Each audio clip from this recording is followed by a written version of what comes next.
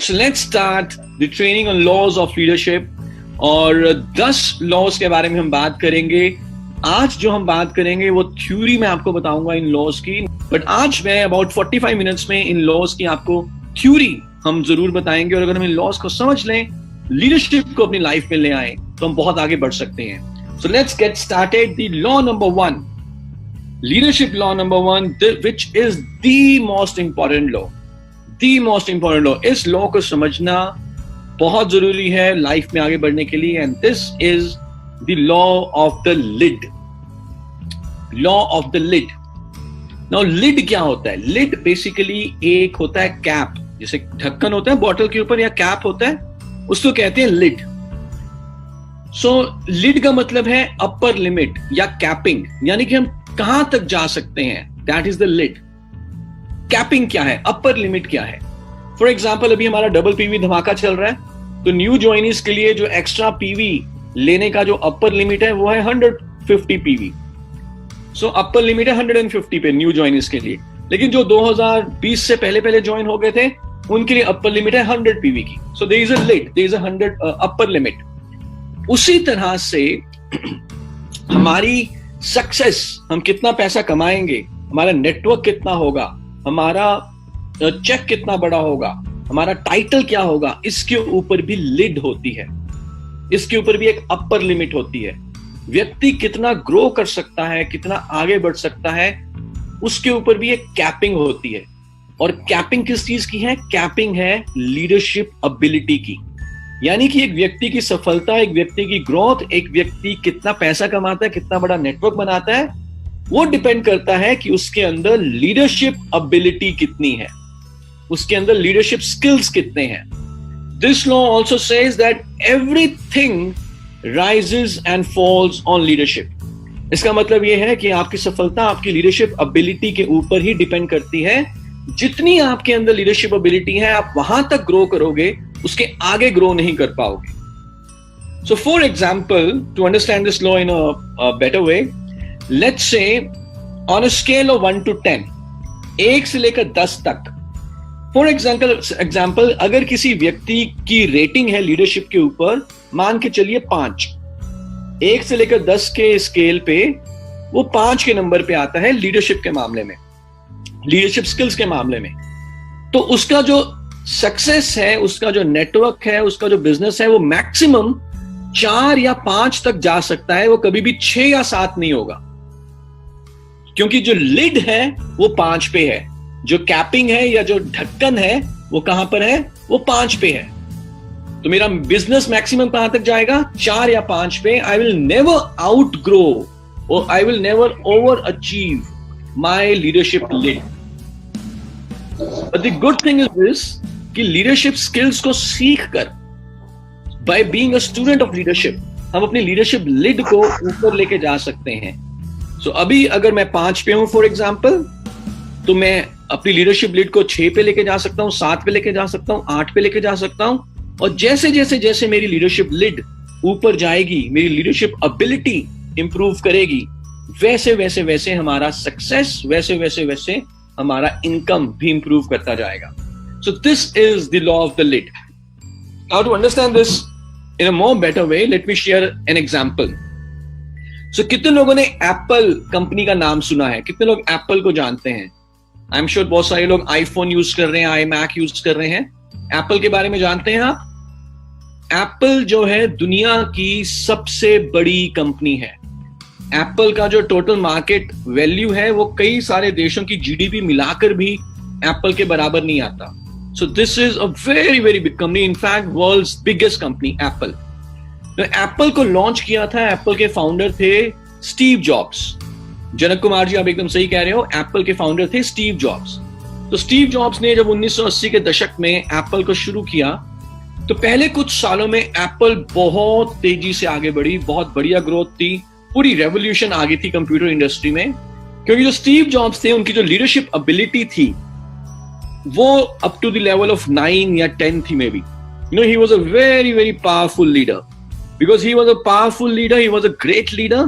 तो उन्होंने एप्पल को शुरू किया, तो एप्पल भी बहुत तेजी से एप्पल ने ग्रो किया. लेकिन कुछ सालों के बाद स्टीव जॉब्स को एप्पल की एक्टिव लीडरशिप से निकलना पड़ा।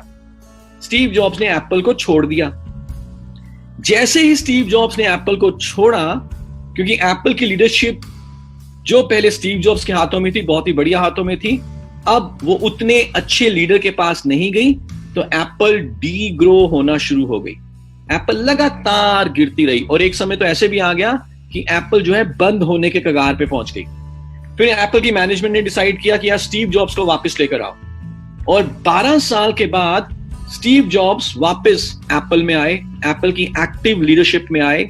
स्टीव जॉब्स ने एप्पल को अपने हाथों में लिया, और क्योंकि स्टीव जॉब्स की लीडरशिप रेट बहुत हाई थी, एप्पल में भी बहुत सारे चेंजेस उन्होंने किए, और उनकी लीडरशिप के अंडर एप्पल जो है वर्ल्ड की नंबर 1 कंपनी बन गई। तो ये हमें दिखाता है कि जो ग्रोथ है, जो सक्सेस है, वो डिपेंड करता है कि लीडर कितना बढ़िया लीडरशिप कर रहा है, उसकी एबिलिटी कितनी है। एंड एज दे से, everything rises and falls on leadership. एक और एग्जांपल लेते हैं, और इस बार हम बहुत दूर नहीं जाएंगे, हम बात करेंगे अब मोदी केयर की।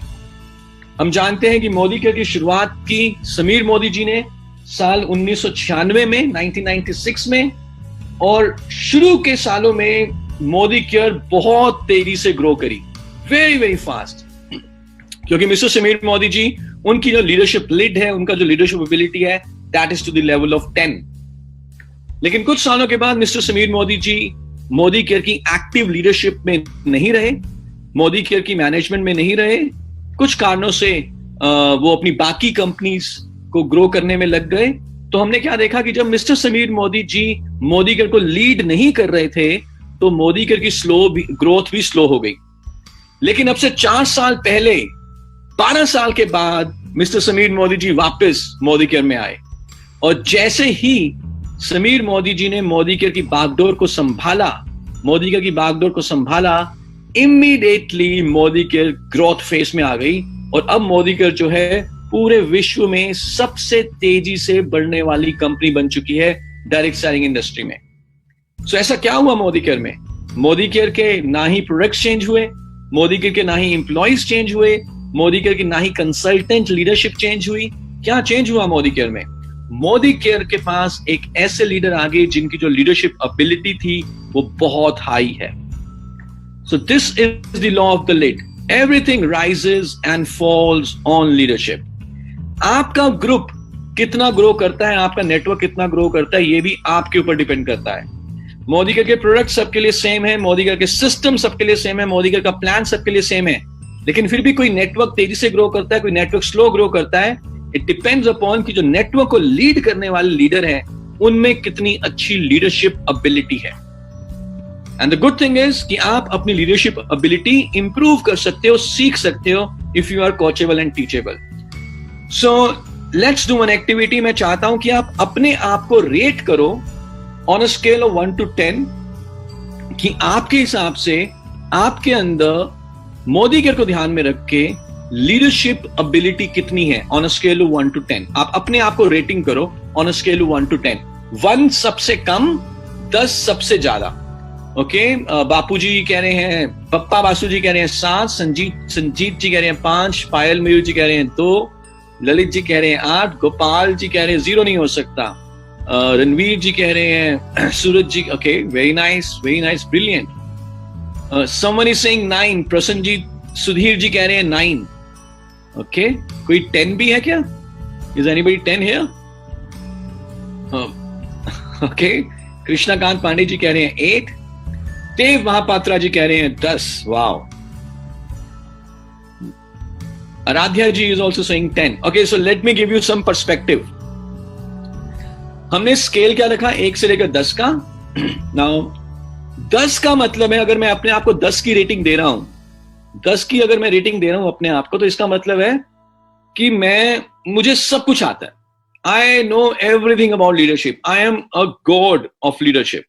मैं अवतरित हो चुका हूं, पता नहीं मैं मनुष्यों के बीच में कैसे पहुंच गया हूं, मैं तो भगवान हूं, देवता हूं, क्योंकि मैं 10 पे हूं। और अगर मैं 10 की रेटिंग पे हूं तो मेरे नीचे कम से कम 100 GBD होने चाहिए।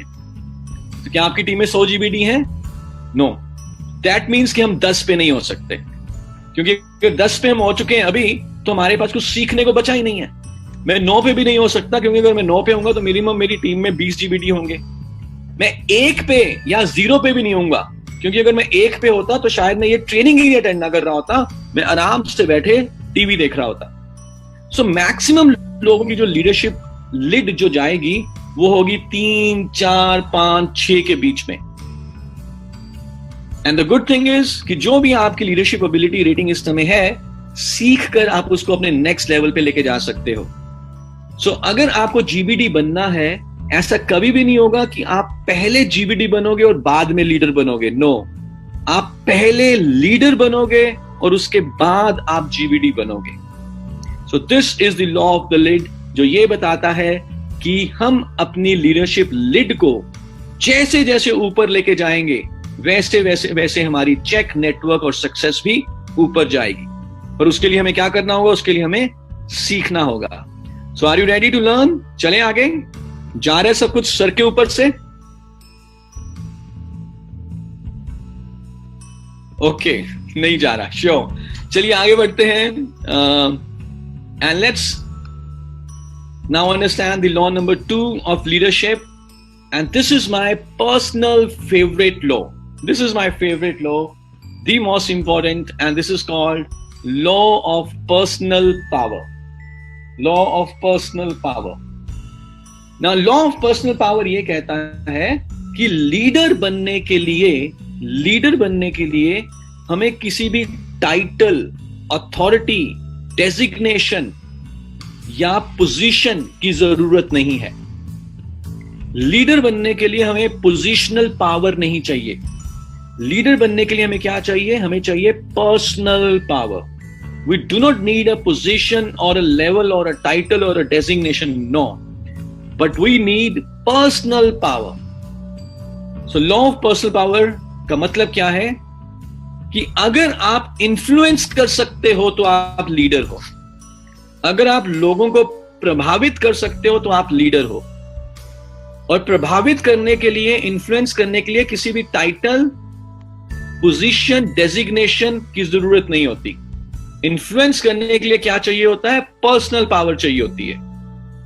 सो let me give you an example. मैं पॉलिटिक्स में मेरा कोई इंटरेस्ट नहीं है, ओके? पॉलिटिक्स में मेरा कोई इंटरेस्ट नहीं है. देव महापात्रा जी ने ये एग्जांपल शेयर कर दिया है.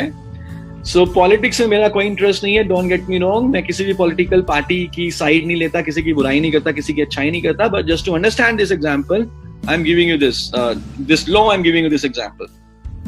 सो हमारे देश के प्रधानमंत्री जी कौन है? आप सब जानते हो, नरेंद्र मोदी जी हैं प्रधानमंत्री हमारे देश के.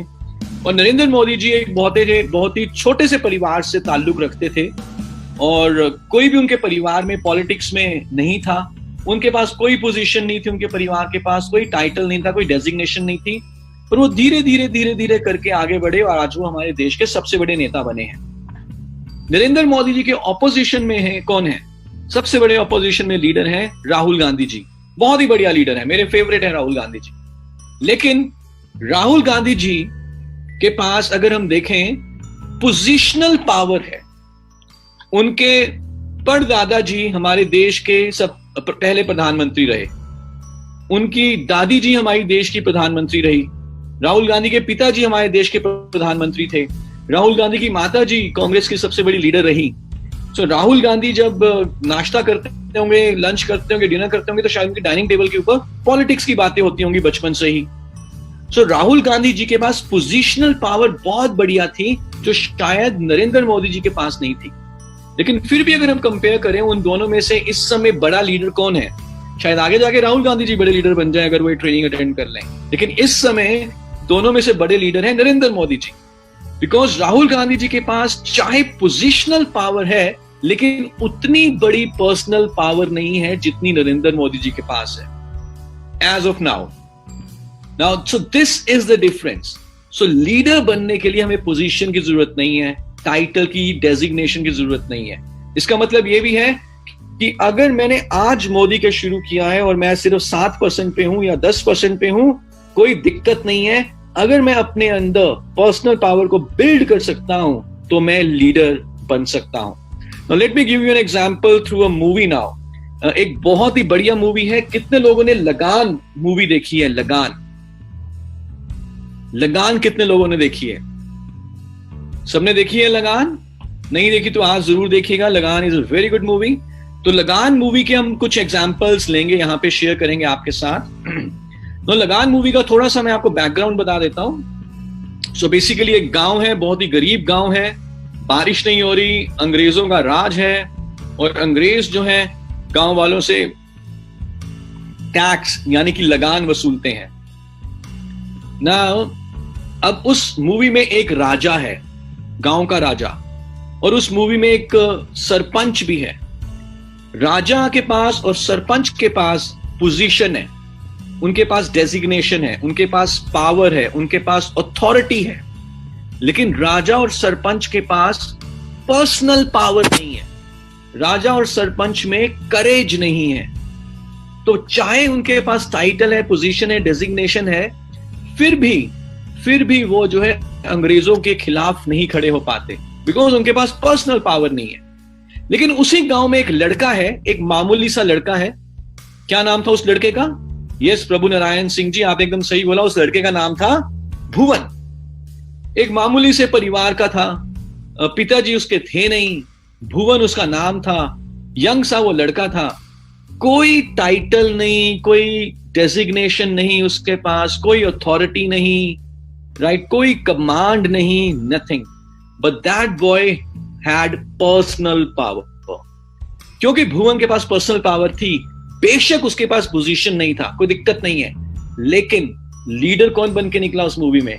लीडर बन के निकला भुवन।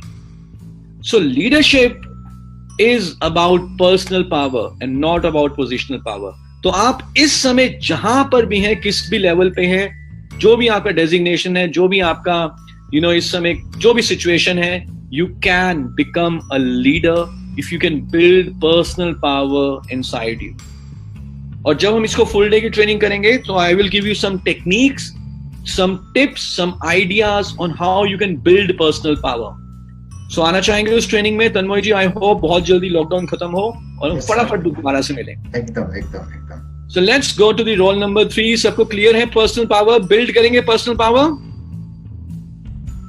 ब्रिलियंट। सो चलिए आगे बढ़ते हैं और हम बढ़ते हैं लॉ नंबर 3 पे। सो पर्सनल पावर को मैं एक बार दोबारा बता देता हूं कि चाहे आप इस समय 7% के लेवल पे हो, कोई दिक्कत नहीं है। आप अपने आप को जीबीडी मान के चलो, आप अपने आप को लीडर मान के चलो। चाहे इस समय आपके नीचे सिर्फ एक डाउनलाइन कोई नहीं क्यों ना हो, पर आप लीडर हो अगर आपके अंदर पर्सनल पावर है। So let's go to the law number 3 now, and this law number 3 is law of collective vision. Law of collective vision. Now the key word here is vision and collective vision. The key word here is collective vision. सिर्फ vision नहीं, collective vision. Collective vision का मतलब यह है कि leader सिर्फ अपने लिए नहीं सोचता, लीडर का सिर्फ अपने लिए विजन नहीं होता, लीडर का सिर्फ एक पर्सनल विजन नहीं होता। लीडर का विजन जो होता है, लीडर की जो सोच होती है, वो टीम के लिए, नेटवर्क के लिए, वो लोगों के लिए होती है। अगर लोगों को लगेगा कि लीडर की विजन सिर्फ अपने लिए है, लीडर सिर्फ अपने लिए सोचता है, तो लोग लीडर को फॉलो नहीं करेंगे, लीडर की एडवाइस के ऊपर काम नहीं करेंगे, लीडर ने जो इंस्ट्रक्शन, लीडर ने जो डायरेक्शन दिखाई है उसको फॉलो नहीं करेंगे। लेकिन अगर लोगों को लगेगा कि जो लीडर है वो सिर्फ अपने लिए नहीं सोच रहा, वो सबके लिए सोच रहा है, जो उसकी विजन है वो एक कलेक्टिव विजन है, जो कि बाकी लोगों से तालमेल रखती है, बाकी लोगों की विजन उसमें इंक्लूडेड है, टीम की सक्सेस के बारे में सोच रहा है, तो लोग उसके बारे में उसके साथ चलेंगे। Now let's take example जो भी मोदी केयर में हुआ, जिस कारण से मोदी केयर बहुत तेजी से आगे बढ़ी है पिछले 4 सालों में। मिस्टर समीर मोदी जी जो हमारे लीडर हैं, उनका जो विजन है, क्या है मिस्टर समीर मोदी जी का विजन? कौन बताएगा? कौन बताएगा चैट बॉक्स में? मिस्टर समीर मोदी जी ने क्या विजन देखा है? यस, आजादी।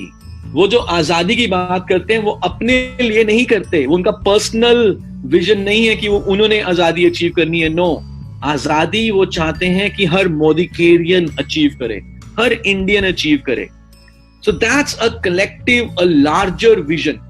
और क्योंकि जब लोगों को लगता है कि यार मिस्टर समीर मोदी सिर्फ अपने बारे में नहीं, हमारे बारे में सोच रहे हैं, उनका विजन हमारे लिए है, तो फिर उनकी एक आवाज के ऊपर, एक बात के ऊपर लोग जो है चले आते हैं। So that's a very very important. और ये आपको अपने बोलचाल में, अपने बिहेवियर में लोगों को ये पता चलना चाहिए कि आप उनके बारे में सोच रहे हैं। जब आपकी टीम को पता चलेगा that you think about them, तो भी वो आपके साथ होंगे। सो दैट्स द लॉ नंबर 3। आपका विजन क्या है अपनी टीम के लिए? क्या आप सिर्फ अपने बारे में सोच रहे हो कि 1 लाख रुपए कमाना है, या आप सोच रहे हो कि आपकी टीम का हर एक व्यक्ति खूब पैसा कमाए और आजाद हो? So that's the difference between a mediocre leader and a great leader. So let's go to the law number 4 now, and this is called law of confidence. Law of confidence. So chat में जब कभी मैं आपसे कुछ पूछूं तभी answer करिए, वैसे चैट मत करें। When I'm asking something, तब आप चैट में लिख सकते हैं। सो चौथा लॉ है लॉ ऑफ कॉन्फिडेंस। एक लीडर की जो सबसे बड़ी क्वालिटी है, द बिगेस्ट क्वालिटी, एक लीडर की जो सबसे बड़ी पहचान है, वो होता है उसका कॉन्फिडेंस, वो होता है उसका आत्मविश्वास। अगर एक व्यक्ति जो कह रहा है कि मैं लीडर हूं और उसके चेहरे पे कॉन्फिडेंस नहीं झलकता, वो नर्वस रहता है किसी भी टफ सिचुएशन में, उसके गले से आवाज ही नहीं निकलती, उसका पसीना निकल आता है और वो सही तरीके से आंसर नहीं कर पाता, क्या आप उस लीडर को फॉलो करोगे? जो लीडर डर जाता है, no, nobody would follow that leader. जो लीडर अपने शब्दों के ऊपर ही नहीं टिकता, उसको अपने डिसीजन के ऊपर कॉन्फिडेंस नहीं होता, क्या आप उस लीडर को फॉलो करोगे? नो।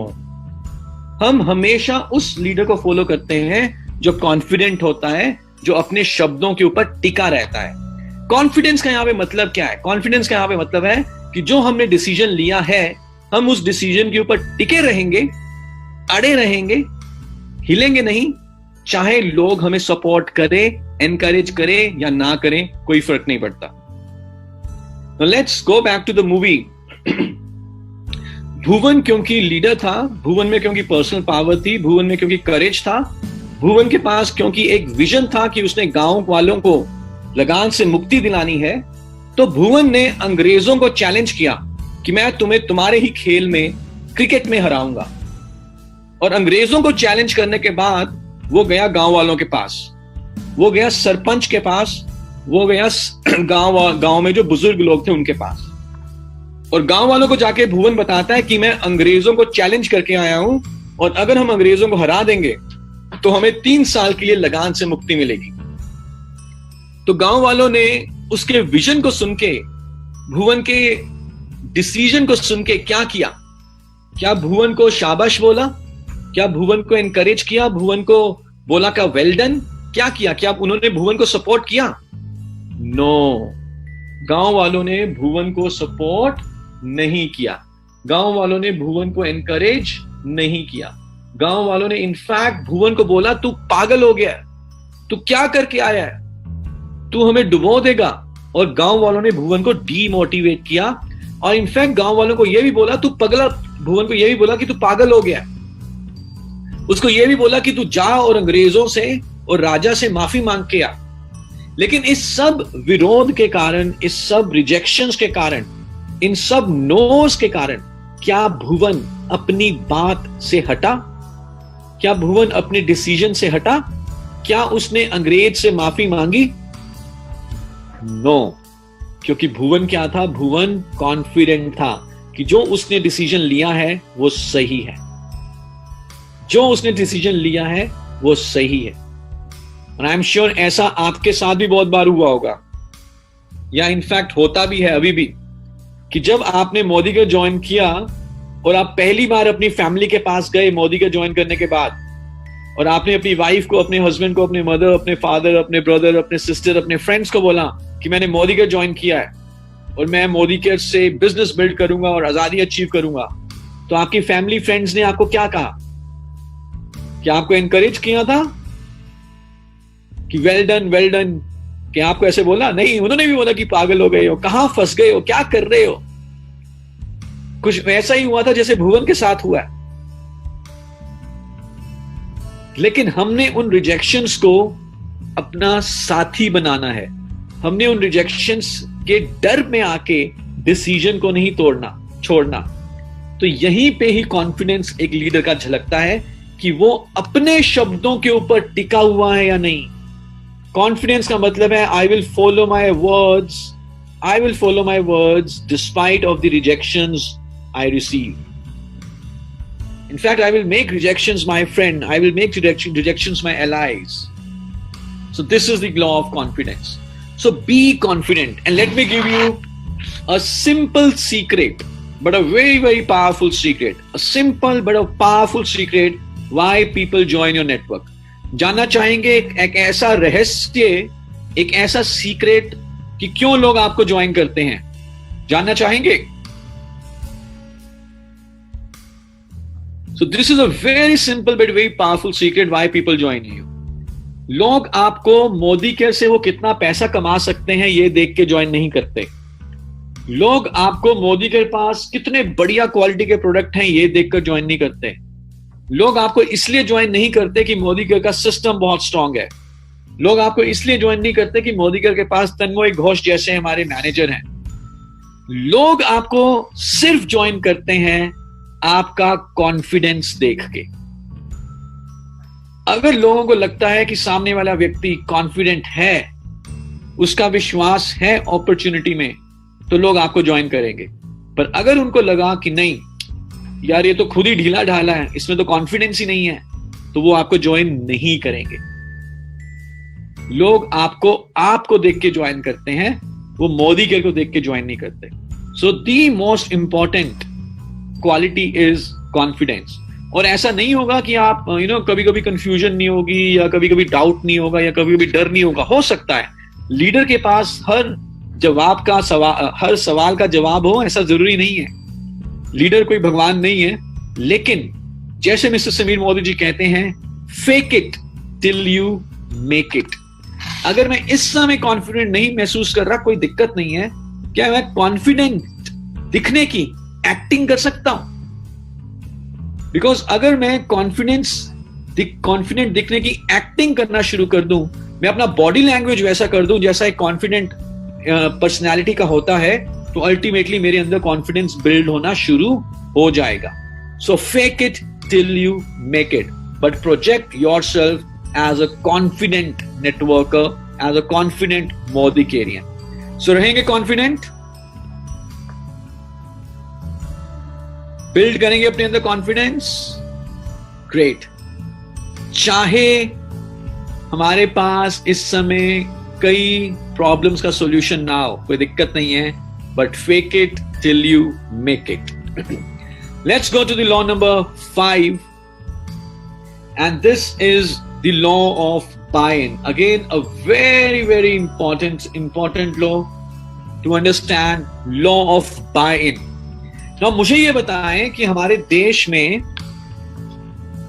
एक तो पॉलिटिशियंस होते हैं, इसके अलावा क्रिकेट स्टार होते हैं, मूवी स्टार होते हैं, तो ज्यादातर लोग पॉपुलर होते हैं। तो मुझे बताएं ज्यादा पॉपुलर कौन है, पॉलिटिशियंस या मूवी स्टार या क्रिकेट स्टार? ज्यादा पॉपुलर कौन है? पॉलिटिशियन ज्यादा पॉपुलर होते हैं या movie star, cricket star? Well, अगर हम देखें तो दोनों की पॉपुलैरिटी कहीं ना कहीं बराबर ही होती है। इनफैक्ट शुभम कनोजा जी कह रहे हैं कि ऑल, तो कहीं ना कहीं दोनों की पॉपुलैरिटी बराबर होती है। किसी भी आप स्टेट में जाओ तो उस स्टेट का जो चीफ मिनिस्टर है वो भी बहुत पॉपुलर होगा, लेकिन उस स्टेट में जो मूवी स्टार या क्रिकेट स्टार है वो भी बहुत पॉपुलर होंगे। इनफैक्ट अगर मैं वेस्ट बंगाल में देखूं तो सौरव गांगुली भी बहुत पॉपुलर हैं, लेकिन वेस्ट बंगाल के जो जितने भी पास्ट में चीफ मिनिस्टर्स हुए हैं, पॉलिटिकल लीडर्स हुए हैं, वो भी बहुत पॉपुलर हैं। और एवरीबडी इज पॉपुलर। तो मूवी स्टार भी पॉपुलर हैं इंडिया में, पॉलिटिशियंस भी पॉपुलर हैं, और क्रिकेट स्टार्स भी पॉपुलर हैं। यस और नो? सारे ये पॉपुलर लोग हैं। लेकिन जब कभी कोई प्रोडक्ट बेचना होता है, किसी प्रोडक्ट की एडवर्टीजमेंट करनी होती है, किसी प्रोडक्ट की एंडोर्समेंट करनी होती है, किसी प्रोडक्ट के लिए जब हमें ब्रांड एम्बेसडर चाहिए होता है, तो जो कंपनीज होती हैं वो किसको अपना प्रोडक्ट बेचने के लिए एडवर्टीजमेंट में लेकर आती हैं? पॉलिटिशियंस को या मूवी या क्रिकेट स्टार्स को? हमेशा मूवी या क्रिकेट स्टार्स ही ब्रांड्स को बेचते हैं, कभी भी आपने पॉलिटिशियन को एड्स करते नहीं देखा होगा। अगर पॉलिटिशियन किसी प्रोडक्ट की एड करने पे आ जाए तो मैं आपको बता सकता हूं कि वो प्रोडक्ट बिकना एकदम से खत्म हो जाएगा, क्योंकि ज्यादातर पॉलिटिशियंस को पसंद नहीं करते।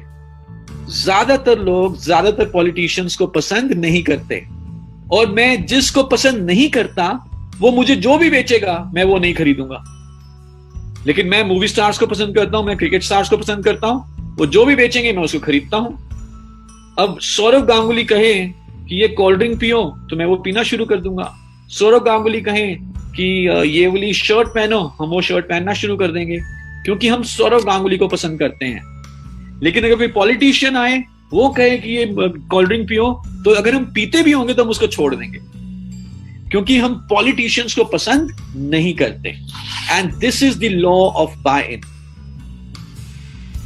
The law of buy in says that people will first buy into the leader and then the vision the leader is showing. People will first buy into the leader and then the vision. लोग पहले leader को पसंद करेंगे और उसके बाद leader की दिखाई गई विजन को पसंद करेंगे। ऐसा कभी भी नहीं होगा कि मैं लीडर को पसंद ना करूं। मैं लीडर को तो पसंद नहीं करता, लेकिन मैं उसके दिखाए गए विजन को पसंद करना शुरू कर दूं। ऐसा कभी भी नहीं होगा। और अगर मैं किसी लीडर को पसंद करता हूं तो वो लीडर जो कुछ भी मुझे बताएगा मैं उसको फॉलो करना शुरू कर दूंगा, because I like the leader. So the law of buying says कि पहले हमें अपनी लाइकिंग इंक्रीज करनी है with the prospects, with our team members, और उसके बाद जो भी हम विजन दिखाएंगे लोग उस विजन को फॉलो करना शुरू कर देंगे। सो इन द मूवी लगान, जब भुवन गया गांव वालों के पास और भुवन ने गांव वालों को बोला कि मैं चैलेंज करके आया हूं अंग्रेजों को, तो गांव वालों ने भुवन को डांटा, लेकिन भुवन अपने शब्दों के ऊपर टिका रहा। लेकिन उसके बाद भुवन ने गांव वालों को अपनी तरफ कर लिया। भुवन ने गांव वालों का भरोसा जीता। ही बायड इन द विलेजर्स। उसने गांव वालों को अपनी तरफ कर लिया। गांव वालों का भरोसा भुवन के ऊपर हो गया, और धीरे धीरे भुवन जो बता रहा था कि 3 साल लगान की मुक्ति मिलेगी, गांव वालों का विश्वास उस विजन के ऊपर भी होना शुरू हो गया। तो ऐसा क्या किया भुवन ने? अगर आपको मूवी थोड़ी याद हो तो भुवन ने ऐसा क्या किया जिससे कि गांव वालों का विश्वास भुवन के ऊपर हो गया? यस, शुभम जी, भुवन ने डेमो करके दिखाया। एब्सोल्युटली यू आर राइट, भुवन ने डेमो करके दिखाया। तो जब भुवन ने डेमो करके दिखाया, गांव वालों का विश्वास भुवन के ऊपर हो गया कि भुवन को खेलना आता है। तो उसने बुलाया एक लड़के को कि लड़के गेंद फेंक। उस लड़के ने गेंद फेंकी, भुवन ने बल्ला घुमाया, शॉट मारा, और वो गेंद बहुत दूर मंदिर के घंटे में जाके लगी। और गांव वालों को लगा यार भुवन जो ये डेमो दिखा रहा है, भुवन हमें खेल के बता रहा है, ये क्रिकेट तो इसको खेलना आता है, ये जो कह रहा था ये तो कर सकता है, इसमें तो क्षमता है, इसमें तो एबिलिटी है, और ये इतना आसान है। अगर भुवन कर सकता है तो हम भी कर सकते हैं, ये तो गिल्ली डंडे की तरह है। और इस तरह से भुवन ने गांव वालों का विश्वास जीता डेमो करके। तो जब लोग आपको रिजेक्ट करते हैं, जब आपको ना बोलते हैं, तो हमें क्या करना होता है? हमें उनका पहले अपनी तरफ विश्वास जीतना होता है। जब वो हमें पसंद करना शुरू करते हैं तो फिर वो जो चीज हम उनको बेचने की कोशिश कर रहे हैं या बताने की कोशिश कर रहे हैं उसको ना नहीं बोलते। And many times you would have to do demos, many times you would have to show Connect magazine, many times you would have to share testimonials of your senior successful leaders, but buy in first। पहले लोगों का विश्वास leader के ऊपर होता है, उसके बाद लोगों का विश्वास विजन के ऊपर होता है। सो this is the law of buying. चलें आगे, लेट्स मूव फॉरवर्ड। क्या आप सब मेरे साथ हैं? आपको मेरी बात समझ में आ रही है? Say yes or no in the chat box. Okay, so let's go to the law number 6. फटाफट अब बात करेंगे। The law number 6 is called law of magnetism. Law of magnetism का मतलब है that who you are is who you attract. बहुत ही simple शब्दों में, आपको अपने जैसे, आपके जैसे लोग मिल जाएंगे। आप जैसे हो वैसे लोग आपको मिल जाएंगे। जैसे आप हो वैसे लोग आपकी टीम में आना शुरू हो जाएंगे. Who you are is who you attract. So भुवन अपनी टीम बना रहा था, गांव वाले भुवन के साथ हो गए. अब भुवन की टीम में गांव से कुछ लोग आ गए. सुखी लाला आ गया, कचरा आ गया, बागा आ गया, लेकिन वो सब गांव वाले थे. भुवन को चाहिए था कोई एक ऐसा आदमी जो भुवन की तरह टैलेंटेड हो, जो शीला हो, जवान हो, ताकतवर हो, ऑलराउंडर हो, बैटिंग बॉलिंग फील्डिंग सब करना आता हो. तो पता नहीं कहां से भुवन की टीम में किसी दूसरे गांव से, बहुत दूर से, भुवन की पॉपुलैरिटी को सुन के एक आदमी पहुंच गया जो कि उस गांव का भी नहीं था, लेकिन भुवन जैसा था टैलेंटेड. क्या नाम था उस आदमी का? सरदार जी थे. एक सरदार जी थे. हाँ जी, उसका नाम क्या था? उनका नाम क्या था? उसका नाम था देवा सिंह सोडी. देवा सिंह सोडी. देवा सिंह सोडी उस गांव में पहुंच गया और उसने बोला भुवन को कि मैं तेरी टीम में खेलना चाहता हूं, तू अंग्रेजों को हराना चाहता है, मैं भी अंग्रेजों को हराना चाहता हूं. तो भुवन को उसके जैसा ही एक खिलाड़ी मिल गया. Because who you are is who you attract. आप जैसे हो आपको वैसे लोग ही मिलेंगे. मान के चलिए एक आदमी है जो नेटवर्किंग में विश्वास नहीं रखता. उसका education system, duplication, home meetings, empowerment के ऊपर कोई विश्वास नहीं है. वो सेट वर्किंग में विश्वास रखता है. Set working. वो टीम को तोड़ने, खरीदने, बेचने, सेटिंग करने में विश्वास रखता है. तो उसका जो नेटवर्क बनेगा कैसा बनेगा? जैसा वो खुद है. उसकी टीम में कैसे लोग आएंगे? जैसा वो खुद है. लेकिन एक आदमी है जो सेट वर्किंग नहीं करता लेकिन नेटवर्किंग करता है, यानी कि वो एजुकेशन देता है अपनी टीम को, वो अपनी टीम को सिखाता है, अपनी टीम के साथ काम करता है, होम मीटिंग्स करता है, डुप्लीकेशन करता है. तो उसकी टीम में कैसे लोग आएंगे? जैसा वो खुद है. So who you are is who you attract. Magnet को अट्रैक्ट करती है, लोहे को अट्रैक्ट करती है, कभी भी लकड़ी या प्लास्टिक को नहीं खींचती. तो आप जैसे हो आप वैसे ही लोग आपके पास खींचे चले आएंगे. तो इसका मतलब यह भी है कि अगर आप चाहते हो कि आपकी टीम में लोग होम मीटिंग्स करें तो आप होम मीटिंग करना शुरू कर दो. अगर आप चाहते हो कि आपकी टीम में लोग हर महीने की 2 तारीख को 100 पीवी करें तो आप भी हर महीने की 2 तारीख को 100 पीवी करो. अगर आप चाहते हो कि आपकी टीम में लोग 15 तारीख तक जो एक्सटेंड किया है डबल पीवी धमाका उसका फायदा लें तो आप भी डबल पीवी धमाका में बिलिंग करें और 100 पीवी या 150 पीवी एक्स्ट्रा करें. So who you are is who you attract. And let's go to the next law, and this is law of empowerment. And this is again very, very powerful. मेरे हिसाब से एक leader के लिए जो सबसे जरूरी काम है वो है अपनी टीम को एम्पावर करना. एम्पावरमेंट का मतलब होता है कि टीम को मोटिवेट करना और मोटिवेट करने के साथ साथ टीम को सिखाना कि खेलना कैसे है. तो भुवन की टीम तैयार हो गई थी. 11 खिलाड़ी बन चुके थे भुवन की टीम में. अब भुवन ने क्या किया? 11 खिलाड़ी बन गए हैं, चलो मैच खेलने चलें? नो. अब भुवन पूरी टीम के साथ प्रैक्टिस करने के ऊपर जुट गया. अंग्रेज ओवर कॉन्फिडेंट था कि हमें तो खेल आता है, लेकिन भुवन ने बोला कि यार हम इस खेल को बढ़िया तरीके से सीखेंगे और प्रैक्टिस करेंगे और मेहनत करेंगे. और सारे खिलाड़ी सुबह 5 बजे शुरू होते और शाम तक प्रैक्टिस करते, दौड़ते, अपना स्टैमिना बिल्ड करते. तो भुवन उनको मोटिवेट भी करता और उनको फील्डिंग की प्रैक्टिस, बैटिंग की प्रैक्टिस, बॉलिंग की प्रैक्टिस करके दिखाता. सो भुवन उनको क्या कर रहा था? एम्पावर कर रहा था. Absolutely Amit ji, practice makes perfect. Now empowerment याद रहे सिर्फ मोटिवेशन से नहीं आती. ज्यादातर लीडर सिर्फ मोटिवेट करते हैं, स्किल नहीं देते, एबिलिटी नहीं देते, सिखाते नहीं है. पर अगर आप एक बढ़िया लीडर बनना चाहते हो तो आपको दोनों के ऊपर फोकस करना है. मोटिवेशन के ऊपर भी फोकस करना है और एबिलिटी के ऊपर भी फोकस करना है. अगर मैं सिर्फ मोटिवेशन करूंगा तो मैं एम्पावरमेंट नहीं कर पाऊंगा.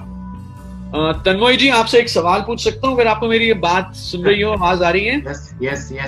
Can I ask a question? Yes, please.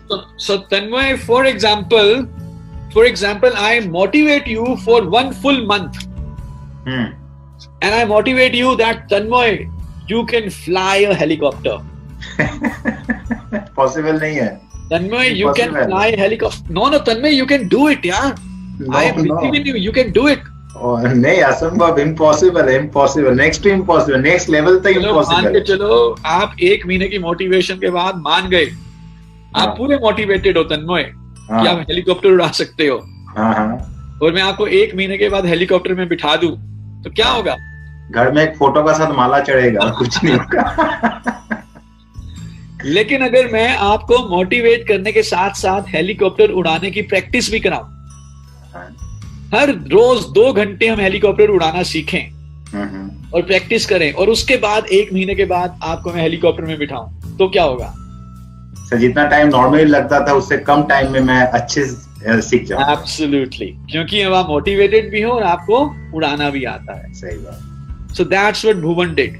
भुवन ने 3 महीने लगान, 3 साल लगान से मुक्ति का विजन दिया, लोगों को मोटिवेट किया, लेकिन उसने भुवन ने क्रिकेट खेलना सिखाया। क्या आप अपनी टीम को होम मीटिंग करना सिखा रहे हो?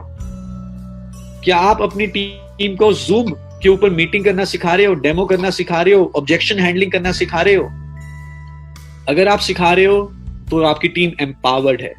अगर आप नहीं सिखा रहे तो आपकी टीम कहीं ना कहीं पीछे हो जाएगी। And let me tell you, जो लीडर होता है वो सिर्फ कोच नहीं होता। कई लोग कहते हैं कि leader is a coach. No, I don't believe leader is a coach. Coach का काम क्या है?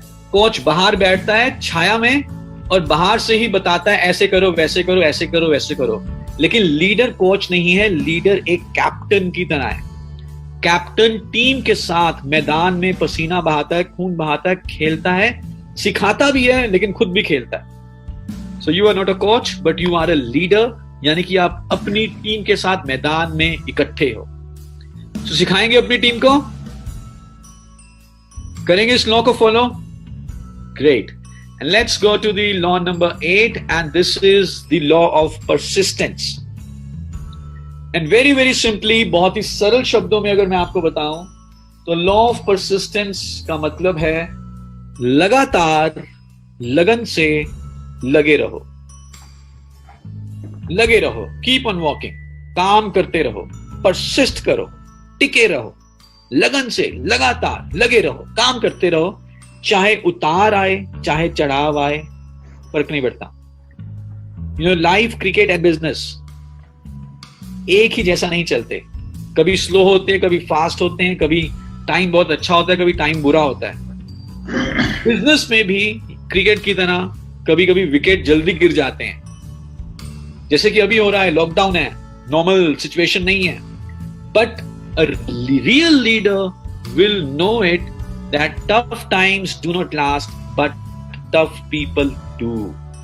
When times are tough like these, तो हमें करना क्या है? हमें टिके रहना है, और टिके रहते हुए हमें क्या करना है? हमें लगातार सीखना है। कंसिस्टेंट इंप्रूवमेंट, थोड़ा थोड़ा थोड़ा थोड़ा हर रोज सीखते जाएं।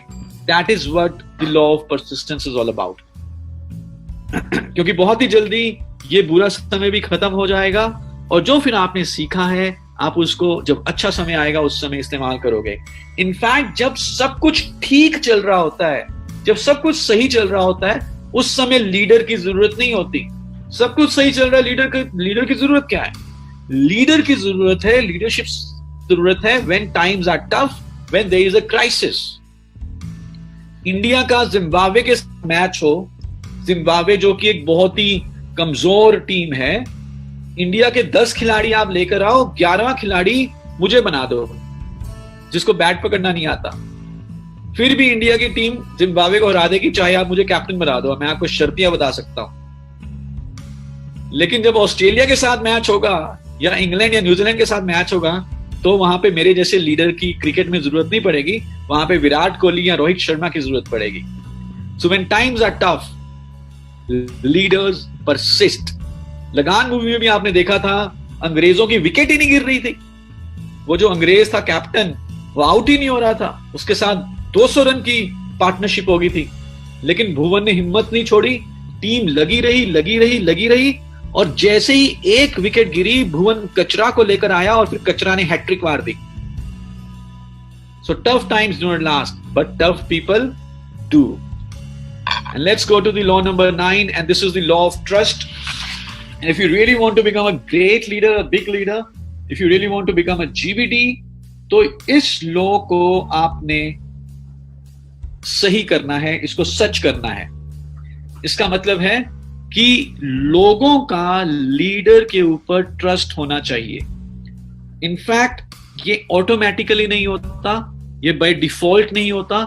लीडर इस ट्रस्ट को बाय डिजाइन जीतता है। लोगों के ट्रस्ट को, लोगों के भरोसे को लीडर बाय डिजाइन जीतता है। और सिर्फ 2 तरीके हैं ट्रस्ट को जीतने के। ट्रस्ट को बिल्ड करने के लिए सिर्फ 2 तरीके हैं। तो जो अगली स्लाइड है बहुत जरूरी है। There are only 2 ways if you want to win trust, and that is competence and second is ethics. Competence का मतलब है एबिलिटी, क्षमता, खेलना आना चाहिए, काम करना आना चाहिए। सो अगर हम मोदी केयर में, तो हमें प्लान दिखाने आना चाहिए, प्रेजेंटेशन देनी आनी चाहिए, डेमोस करने आनी चाहिए, होम मीटिंग करनी आनी चाहिए, सेमिनार करने आने चाहिए, एडिफिकेशन करने आनी चाहिए, टेस्टिंग शेयर करना आना चाहिए, एमसी करना आना चाहिए। और एथिक्स का मतलब है ऑनेस्टी, प्रिंसिपल्स को फॉलो करना।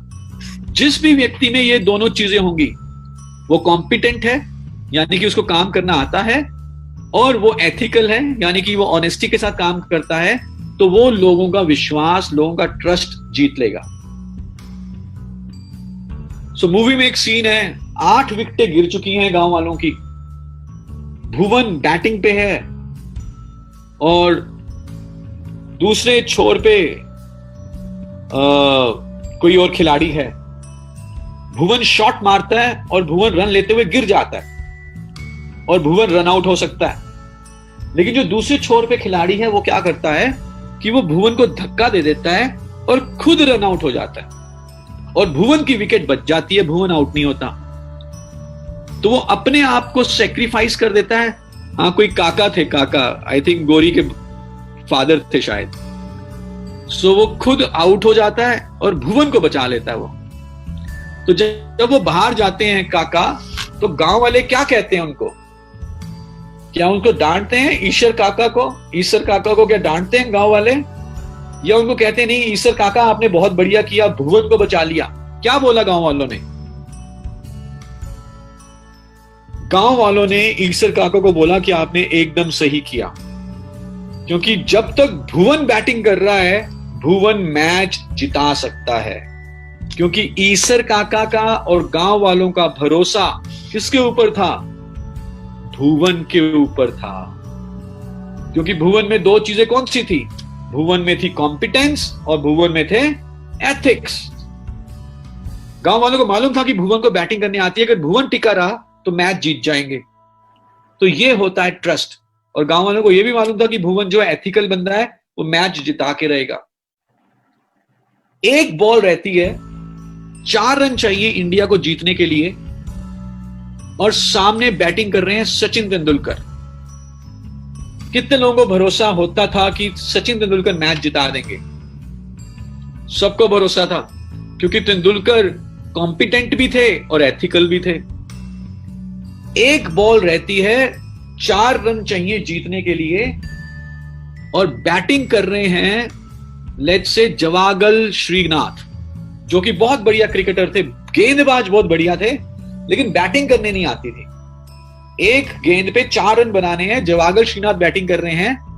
कितने लोगों को भरोसा होगा कि वो मैच जिता देंगे? किसी को भी नहीं होगा, क्योंकि वो एथिकल जरूर हैं, लेकिन उनमें बैटिंग के मामले में कॉम्पिटेंस नहीं है। सो ट्रस्ट दोनों चीजों से बिल्ड होता है, कॉम्पिटेंस और एथिक्स। तो आप इस बिजनेस को सीखें, इस बिजनेस के मास्टर बने, प्रेजेंटेशंस के मास्टर बने, डेमो के मास्टर बने, प्लान को सीखें, और ऑनेस्टली प्रिंसिपल्स के साथ आप जो है बिजनेस करें। फिर आप देखेंगे कि आपकी पूरी टीम का ट्रस्ट आपके ऊपर होगा। And let's go to the last law, the law number 10, and this is the law of victory. The law of victory, and this is the most crucial law, the law of victory. क्योंकि leader सिर्फ time pass करने के लिए नहीं खेलता, leader जीतने के लिए खेलता है। लीडर अपने विजन को पूरा करने के लिए खेलता है। लीडर सिर्फ टाइम पास करने के लिए नहीं खेल रहा। भुवन ने बोला ये मूवी में कि ये जो खेल है ये हमारे लिए किसी मनोरंजन का साधन नहीं है। मैं ये खेल मनोरंजन के लिए, टाइम पास करने के लिए नहीं खेल रहा। मैं ये खेल खेल रहा हूं ताकि गांव वालों को लगान से मुक्ति मिले। आप मोदी के बिजनेस क्यों बिल्ड कर रहे हो?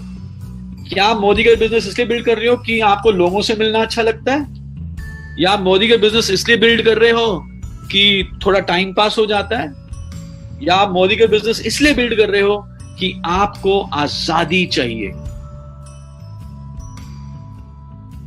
लॉ ऑफ विक्ट्री, किसी भी हालत में जीतना है, जीतने के लिए काम कर रहे हैं, विजन को पूरा करने के लिए काम कर रहे हैं, सिर्फ खेलने के लिए काम नहीं कर रहे।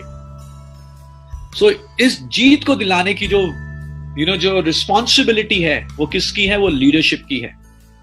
सो आपने देखा होगा कि भुवन को कान के ऊपर बॉल लग जाती है बहुत खतरनाक तरीके से।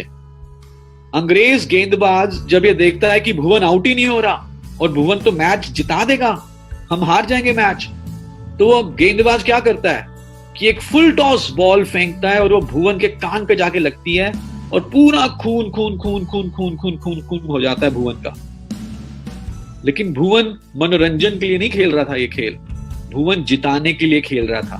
वो चोटिल हो गया था, वो घायल हो गया था, लेकिन फिर भी वो टिका रहा, बिकॉज जिताना उसकी रिस्पॉन्सिबिलिटी थी। लूजिंग उसके लिए अनएक्सेप्टेबल था।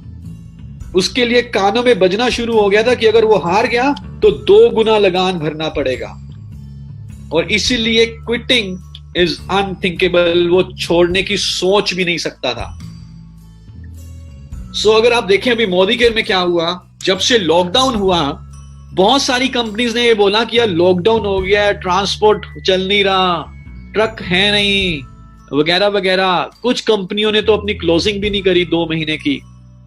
लेकिन मोदी केयर ने कहा, समीर मोदी जी ने कहा कि लॉकडाउन के रूल्स को फॉलो करो, और लॉकडाउन के रूल्स को फॉलो करते करते क्रिएटिवली सोचो, नया सोचो कि बिजनेस को कैसे किया जा सकता है, बिकॉज क्विटिंग इज अनथिंकेबल। और जब समीर मोदी जी ने कहा कि क्रिएटिवली सोचो, तो फिर वहां से माइटी गार्ड का जन्म हुआ।